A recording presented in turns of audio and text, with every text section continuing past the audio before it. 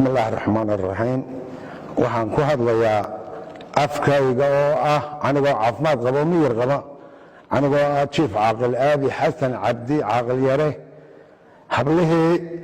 dadku hadal hayay la iska warwareysanayay ninba wuxuu ka sheegaba saldhiga qudhac dheer ay isku dhaceen hablihii way wanaagsan yihiin haddii aan la idmaayo aniguna waxaan ahay labada hablood midna abtibaan ahay midna waa walaashay oo isdhaleen markaa waxaan ahay ninkii nootaayada qoray ee bilayska sidaa nootaayada kaga saaray maanta haddii aan la idamkeeda leeyahay waxaana dee u qorayo igu kalifay dee markaa hablihii oo dhakhtar u baahan markii dambana imika ilaahay mahadiha ka gaadhee taliyaha ciidanka ayaa dhameeyey oo si odaynimo leh oo sharaf leh oo maanta haddii aan la idmaayo anigu ducaynaya allaha barakeeye ku dhameeyey aniguna waanu la qaadanay markaa hablihiina way leedan yihiin marka horena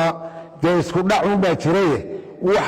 heerkaa gaadhsiisani mabuu jirin markaa dadku wuxuu dhoodhooliye iyo wuxuu maanta haddii aan la idmaayo korkordhiyo ayuu malaha badankiisa u baahan yahay hawshaa ninkii ku maqnaayo way soo afkooday wax la wadwadaa ma jiraan